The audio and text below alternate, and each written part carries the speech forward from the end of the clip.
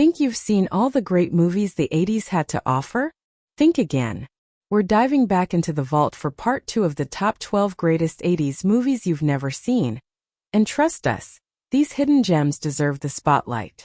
From forgotten thrillers to bizarre cult classics, these underrated treasures will blow your retro-loving mind. Welcome to Globewise Entertainment, your home for untold Hollywood stories, lost legends, and the weirdest corners of film history. If you haven't subscribed yet, now's the time. Hit that button and join our growing community of movie lovers. And don't forget, let us know in the comments which movie surprised you the most, or which one you're adding to your watch list. 1. The Hidden, 1987. It wants to live inside you. Imagine this. A sleek black Ferrari screams through downtown Los Angeles, plowing through traffic with reckless abandon. Inside, a mild-mannered banker, the kind you'd never expect to jaywalk, is grinning like a lunatic, armed with a shotgun and leaving destruction in his wake. This is how The Hidden, 1987 opens. No exposition, no soft start, just pure chaos. But the real twist? That crazed driver isn't just having a bad day. He's not even human anymore. A parasitic alien creature is jumping from host to host, turning regular people into remorseless killing machines obsessed with violence, fast cars, and loud music. When one host dies, it simply slithers into the next unlucky soul, keeping the body count rising. Enter FBI agent Lloyd Gallagher, played with eerie calm by Kyle MacLachlan, just before Twin Peaks fame. But something about him is off. He's quiet, odd, almost alien himself. And as the story unfolds, we find out why. Gallagher isn't just a cop. He's an intergalactic lawman on a mission of vengeance. He's been chasing this thing across the stars. Earth is just the latest stop. What makes The Hidden so unforgettable isn't just the body-snatching sci-fi premise. It's the way it blends genres with style. It's Terminator meets Invasion of the Body Snatchers, but with 80s sleaze, rock and roll attitude, and a surprisingly emotional twist. Explosions? Check. Killer aliens? Definitely. Existential questions about identity and justice? You bet. And somehow it all works, stylish, gritty, and absolutely overlooked. It bombed at the box office, but became a cult legend on VHS. The Hidden is the kind of movie you discover late at night, halfway through, and suddenly realize you're watching something brilliant. 2. House, 1986. Genre: horror/comedy/supernatural. Story style: cinematic narrative. There was a time when Roger Cobb had it all. A successful horror novelist with a beautiful wife, a son, and a best-selling career. But when his young son mysteriously vanished without a trace during a visit to his aunt's strange, creaky old Victorian home, Roger's life unraveled. Months later, divorced, haunted by guilt, and struggling with writer's block, Roger returns to that very house, the house where it all began. But he doesn't come back for closure. He comes to face his demons. Literally. The house is still there, looming, crooked, and pulsing with secrets. It's inherited now. His after the sudden death of his eccentric aunt, who always swore the place was alive. Everyone thought she was crazy, until Roger moved in. At first, the house seems empty, but it isn't. The walls whisper, the shadows twist, and something watches him from the closets, from the mirrors, from behind the doors that slam themselves shut. Roger tries to write a memoir about Vietnam, hoping to exorcise both trauma and terror. But instead of healing, the house begins to play games with his mind. One moment, he sees visions of his lost son calling to him. The next, monstrous creatures leap from his bathroom mirror. And then there's the closet, a gateway to a dark, alternate dimension. Behind it hides more than nightmares. It hides truths he's not ready to face. But Roger is no longer running. With a shotgun in hand and a war-hardened heart, he fights back. Against grotesque creatures, against ghosts from the war, and against the house itself, which seems hell-bent on consuming his sanity. In the end, Roger discovers the house isn't just haunted. It's a battleground for his guilt, his grief, and his redemption. And to save himself, and maybe even his son, He must confront not just the evil in the house, but the ghosts inside himself. 3. Repo Man, 1984. Sometimes the weirdest jobs take you the farthest. In the neon-lit, punk-stained underbelly of 1980s Los Angeles, Otto is drifting, aimless, angry, and unemployed.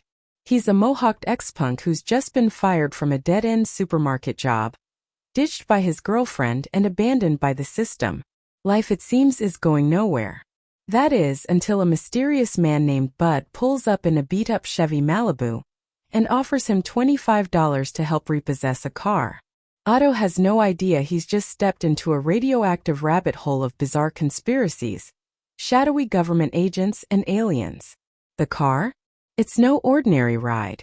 Hidden in the trunk is something not of this earth, glowing, deadly, and wanted by everyone from CIA spooks to UFO cultists.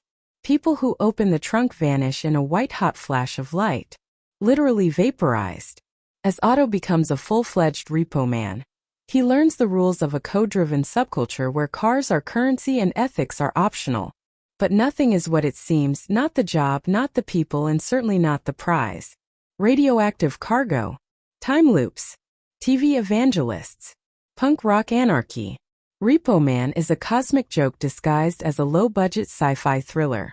It's absurd. It's philosophical. And somehow, it all makes sense in a world that doesn't. In the end, Otto doesn't just repossess cars, he reclaims purpose. As the glowing Malibu levitates into the sky, dragging him into the unknown, one thing is clear. In the world of Repo Man, there's no map, only the ride. 4. The Quiet Earth, 1985. A haunting tale of solitude, science, and the surreal end of the world. Imagine waking up, and the world is gone. Not destroyed, just emptied. That's what happens to Zach Hobson. One morning, he opens his eyes in his New Zealand home. The sun's shining. The power's on. But everything else? Silent. No birds. No cars. No people. Zach walks through empty streets, supermarkets left mid-shopping, televisions flickering in front of no one, airplanes abandoned on the tarmac. It's as if humanity vanished in an instant, as if time just paused. Zach, a scientist involved in a secret global energy experiment, soon realizes he may have been partly responsible. The project, called Project Flashlight, was meant to create an unlimited energy grid by linking countries across the globe. But something went horribly wrong. Racked with guilt and teetering on the edge of madness, Zach descends into a surreal world of isolation. He tries to cope, talking to mannequins, wearing women's clothes, and even proclaiming himself president of this quiet earth, in a moment of mental breakdown. Just as loneliness threatens to consume him completely, he finds someone else. A woman named Joanne. They're not alone after all. And soon another man appears, API, a rugged Maori survivor. But peace doesn't last long. A tense love triangle and differing views on survival begin to tear the group apart. And then the sky starts to change. Zach realizes another energy surge, another cosmic event, is approaching. If the first wave wiped out most of humanity, what will the next one do? As the planet teeters between science and spirituality, guilt and redemption, Zach must make an impossible choice. The ending? It's one of the most unforgettable, ambiguous, and visually stunning conclusions in sci-fi cinema. A man on a beach on what may no longer be Earth. 5. Near Dark, 1987. A love story drenched in blood and moonlight. In the dusky plains of Oklahoma, where the wind hums through empty wheat fields and the night hides more than shadows, a young cowboy named Caleb Colton thought he was falling in love. Started with a girl. Her name was May, pale, mysterious, with eyes that shimmered like moonlight on a blade. Caleb was smitten the moment he saw her outside a dusty roadside diner. They flirted, they laughed. And as the sun dipped below the horizon, she asked him for a ride. But just before dawn, she kissed him, and everything changed. May wasn't just mysterious. She was immortal. With a single bite, she drew Caleb into her cursed world. A traveling band of brutal, bloodthirsty vampires who roamed the backroads in a sunproof RV, leaving a trail of death and smoke behind them. Now infected and burning in the daylight, Caleb is forced to ride with May's family, a vicious clan led by the cold and calculating Jesse, his twisted partner Diamondback, the sadistic Severin who delights in carnage, and a disturbingly young vampire named Homer, who's been a child for far too long. They don't care that Caleb's not ready. They don't care that he's struggling with the hunger. There's only one rule: kill or be killed. What follows is a bloody, dust-choked odyssey across the American heartland, where every bar becomes a massacre and every sunrise a deadly race for shelter. But Caleb, he's different. He refuses to take a life, and it's tearing him apart. May sees it too. She still remembers what it felt like to be human, and as the bond between them deepens, she begins to question everything. Can love exist in a life without daylight? Can Caleb escape this living nightmare, or is he doomed to ride the endless night forever? Near Dark isn't your average vampire flick. It's a gritty, blood-splattered western, soaked in 80s synth, neon shadows, and tragedy. Directed by Kathryn Bigelow before her Oscar-winning days, this film blends horror and romance like gasoline and fire. Explosive, haunting, unforgettable. Forgotten by the box office, but burned into the hearts of cult film lovers, Near Dark is one of the greatest 80s movies you've probably never seen. 6. Salvador, 1986. This isn't just another war story. It's the kind that grabs you by the throat and doesn't let go. Meet Richard Boyle. Once a celebrated journalist, now a burnt-out whiskey-soaked mess. He's broke, out of options, and running from both the law and his own failures. With nothing left to lose, he grabs his camera, a half-crazed DJ buddy named Dr. Rock, and heads south, to El Salvador, a country on the brink of civil war. But Boyle isn't chasing truth. Not at first. He's chasing a paycheck. A story. Anything to get his career back. But El Salvador has other plans. What he finds isn't just a headline. It's a nightmare in daylight. Streets littered with bodies. Children with rifles. The smell of fear in the air. The U.S. government calls it stabilizing democracy. Boyle calls it a slaughterhouse. Then something shifts. It's not just about the story anymore. He falls in love with a local woman, Maria. He watches friends disappear, shot in cold blood by death squads. He sees real journalists, truth-tellers, gunned down in the streets. He watches an archbishop get assassinated at the altar. And through it all, his camera keeps rolling. Boyle's cynicism is broken. He begins to document the horror with raw honesty.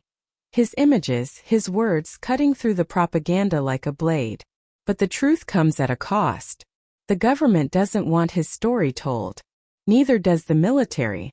And now Boyle is a marked man. His life and Maria's hanging by a thread.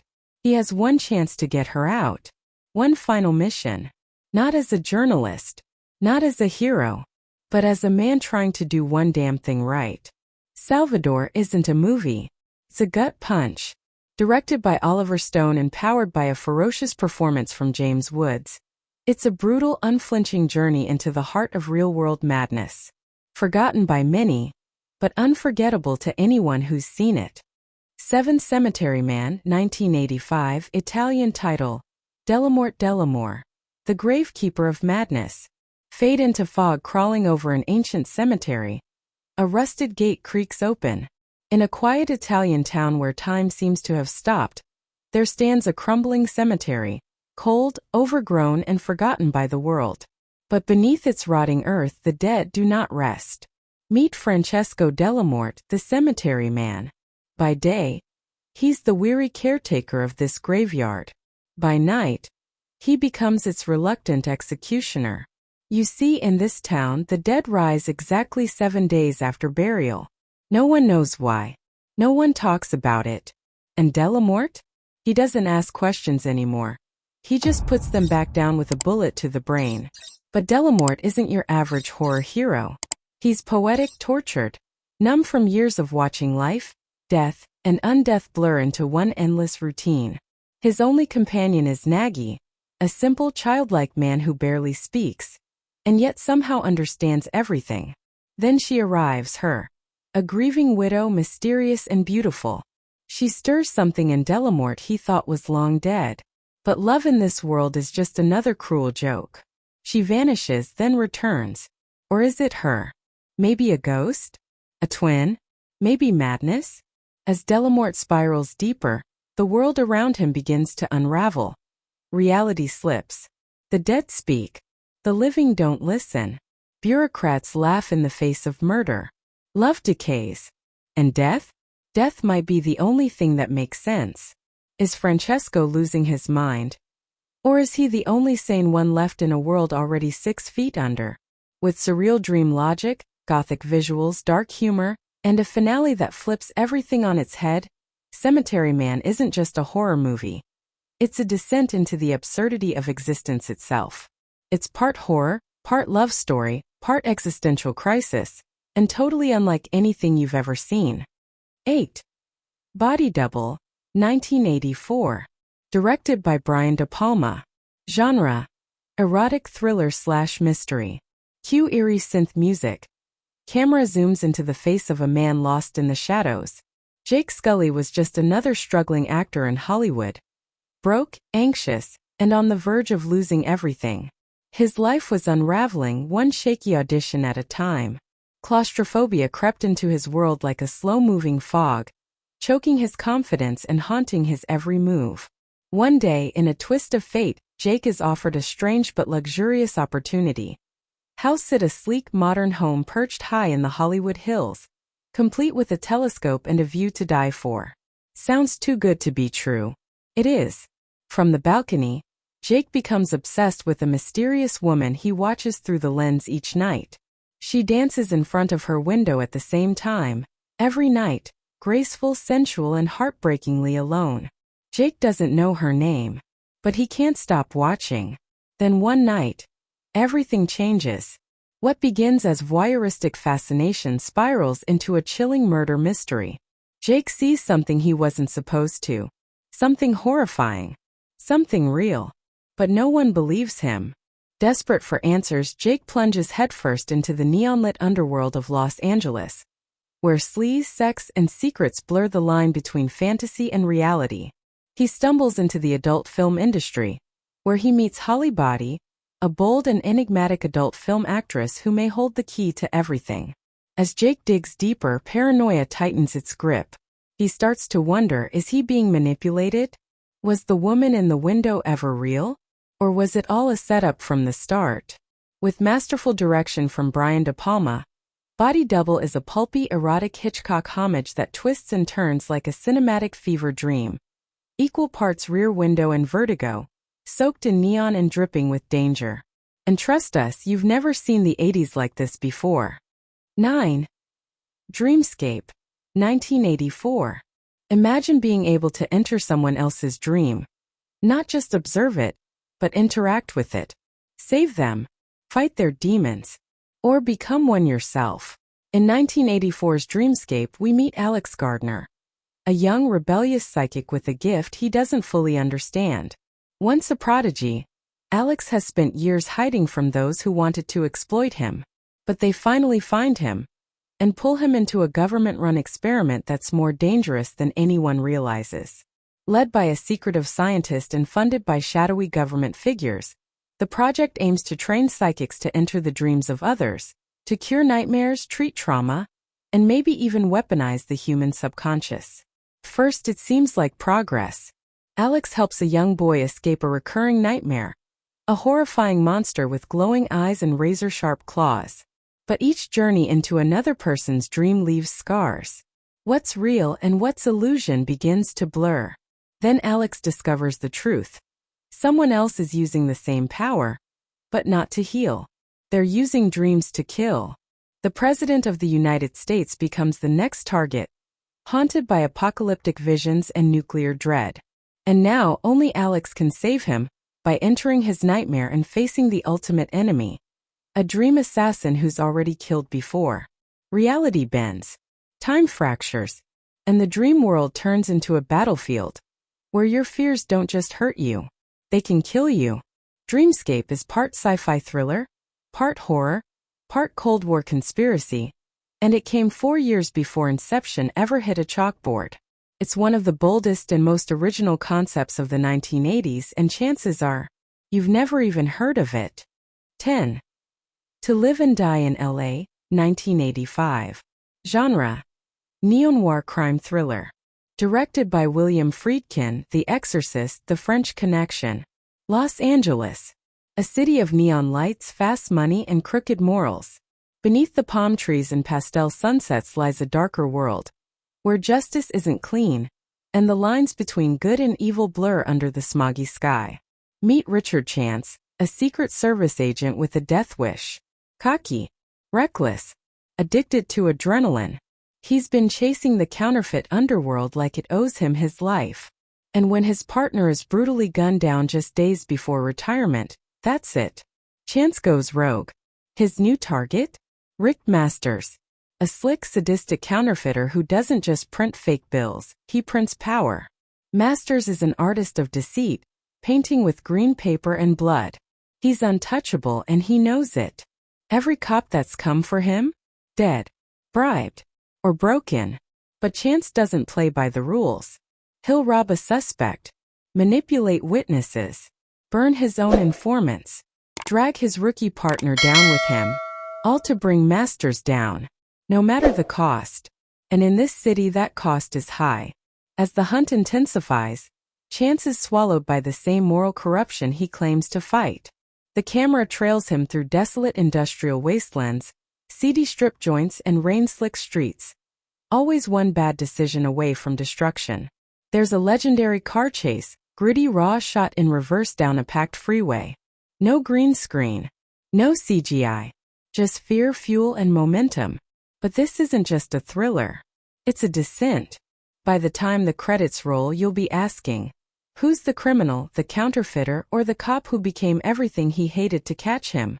To Live and Die in L.A. is a fever dream of obsession, betrayal, and moral decay, all set to an icy synth soundtrack by Wang Chung that pulses like a dying heartbeat. You haven't seen this movie, but once you do, you'll never forget how it made you feel. 11. The Brother from Another Planet, 1984.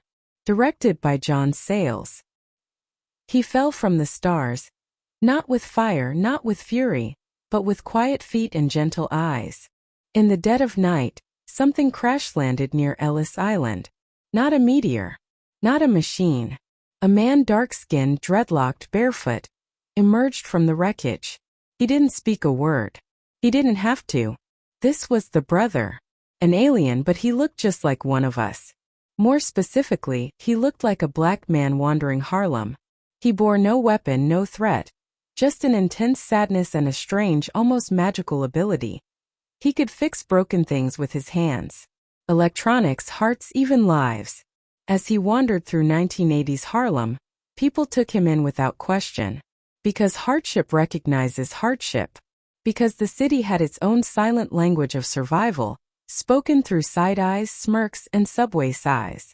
Though mute, the brother listened more deeply than most. He felt the pulse of injustice and heard the stories written in tired faces. Immigrants, outcasts, addicts, hustlers. He blended in. But he also stood apart. You see, the brother was being hunted. Two pale-skinned, suit-wearing agents, otherworldly, awkward, and menacing, tracked him across the boroughs. They weren't just after him. They represented everything he fled. A system of control, exploitation, and fear. But Harlem fought back in its own way. Bartenders, buskers, and bystanders, without understanding what he was, they knew what he wasn't. He wasn't dangerous. He was one of them. As the story unfolds, we realize this isn't just a sci-fi movie. It's a deeply human story. An immigrant parable, a civil rights allegory, and a quiet cry for empathy. He never said a word, but he told us everything. By the time the credits roll, the brother has touched more lives than most humans ever will. And just like that, he's gone. Vanished into the city's rhythm. One lost soul among millions, maybe still fixing what's broken. 12. Razorback, 1984. The boar that terrorized the outback. Cue eerie desert wind sound. Haunting synth music fades in.